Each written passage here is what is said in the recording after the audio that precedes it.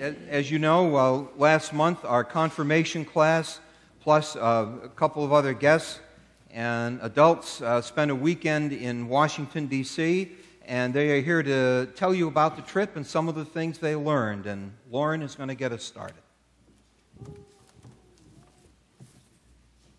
Good morning. My name is Lauren Obusick, and we would like to tell you about our confirmation class trip to Washington, D.C. last month. After a long and song-filled van ride, we arrived at the Pilgrimage Learning Center at the Presbyterian Church of the Pilgrims in Washington. It had bunk beds, a kitchen, and a lounge area. It was a real privilege to stay there after learning about poverty and homelessness. On Friday morning, we rode the subway to the United Methodist General Board of Church and Society. It's located right across from the Supreme Court and behind the Capitol. Our seminar took place in the chapel, where we met the director, 2 homeless women, and various social activists. They told us they focused on hunger, poverty, and social justice. This first full day really gave our group a true understanding of the pain, suffering, and injustices people face every day. Each night we spent time writing in our journals and praying with the Lenten devotional booklet.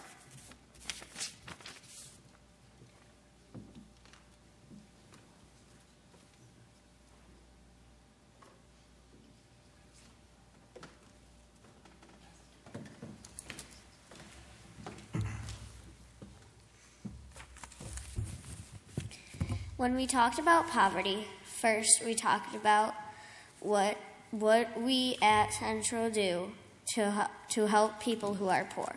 The list was long, but Darla will tell us some of the things we do. Some of the things that Central Church does to help fight poverty are collect box tops and canned food, community Christmas party, buy Christmas gifts, clothing center, the mitten tree, shepherd's supper, and build wheelchair ramps for homes. Then we talked about some of the things that cause poverty. We figured out that it's easy to become poor, but it's not fun. And it's fun to be rich, but it's not easy. Some things that cause poverty are misusing money, losing a job, no family, lack of quality education, domestic violence, bad choices, addiction, sickness and lack of access to medicine, mental illness, war, and natural disasters. Carly and Kyle will tell us some of the ways poverty has affected Central members and friends.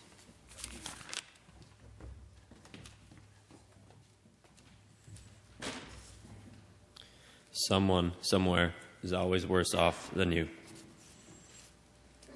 I see children every day that come to school hungry. Friends not having enough to eat. No education causes poverty. I grew up poor. My church family encouraged me. It gave me a good place to mature. Lack of basic needs causes stress and low self-esteem. Neither of my sons have health insurance. It makes them feel worthless and unlovable. It affects their quality of life, and their children are bullied at school. Let's pray for them.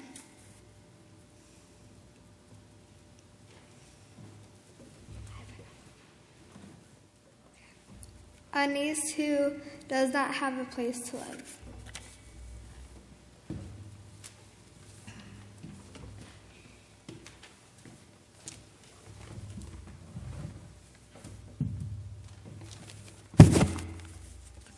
I will share some stories about homelessness that were captivating and thoughtful.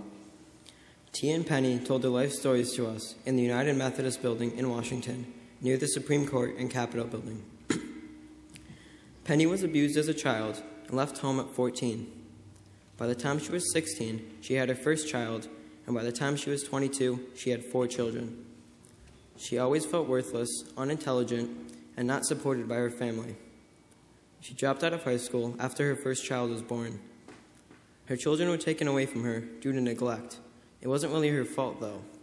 She left the house, but forgot to lock the doors. A man got into the home and abused her daughter.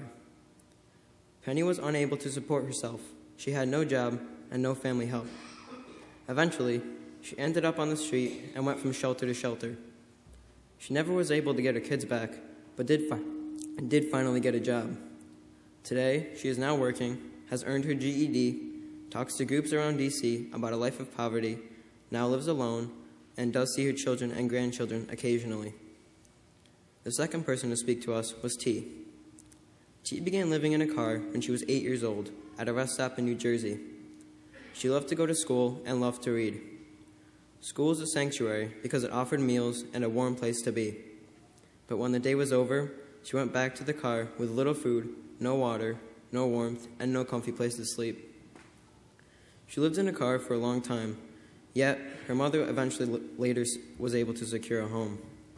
This led to abusive behaviors, however, leaving T alone at her house for days on end while she went to crack houses. T's family moved around the country a lot, living in 3 or more towns a year.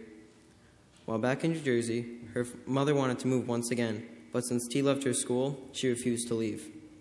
T's mother listened to her and ended up not making the move. T dropped out because she didn't feel like she had enough support from her family. She had her first child at the age of 17. T lived on the streets as well, going from shelter to shelter. When she was in her early 20s, she got her GED and went to college. T earned a master's degree in communications and today has a job, lives in an apartment by herself, and talks to local groups about homelessness. It was a good perspective to hear about lives of poverty and homelessness, because we are fortunate to live the lives we take for granted in a society where everyone always wants more.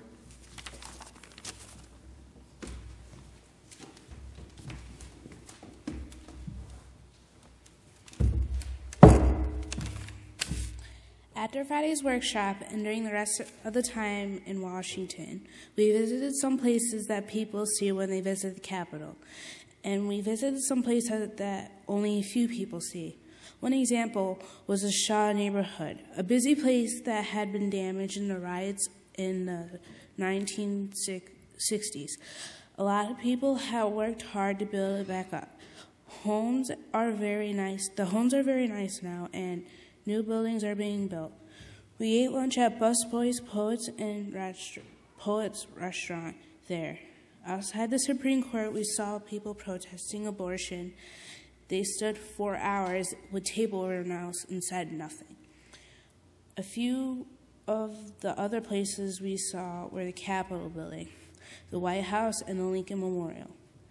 At the Lincoln Memorial, we stood where Dr. Martin Luther King was when he gave his I Have a Dream speech in August 1963. From there, we walked a few blocks to the new Dr. Martin Luther King Memorial near the Titan Basin. A Park Service ranger talked to us about the monument and shows the ideas of freedom, opportunity, and justice for which Dr. Martin Luther King stood. After that, we spent the time at the Museum of American History, and then we visited the Ford's Theater where President Lincoln was shot. During the evenings, we visited with the youth group from Newark, New Jersey, and that were staying in the Pilgrimage Retreat Center with us, and we had breakfast with them twice. On Sunday morning, we went to the church at a Foundry United Methodist Church and learned about the things they do to help the community where they live. We learned a lot. We learned a lot while we were there and would like to go back.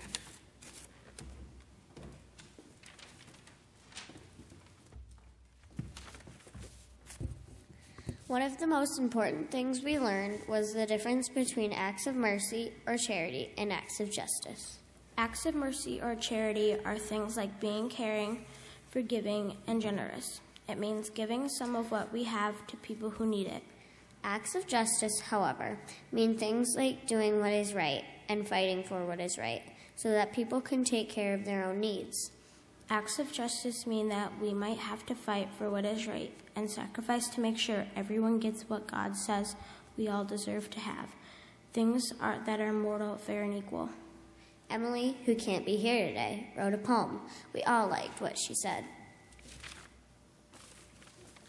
Poverty everywhere, more than you know, hiding on streets, in cars, and homes.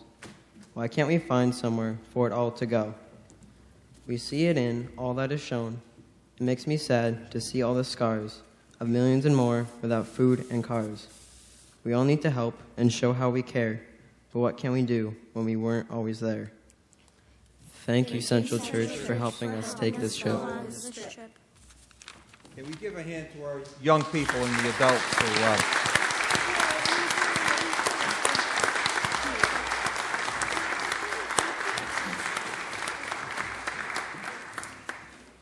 It was indeed a great trip. We had wonderful youth and some great adults along. It made for a very, very fine experience.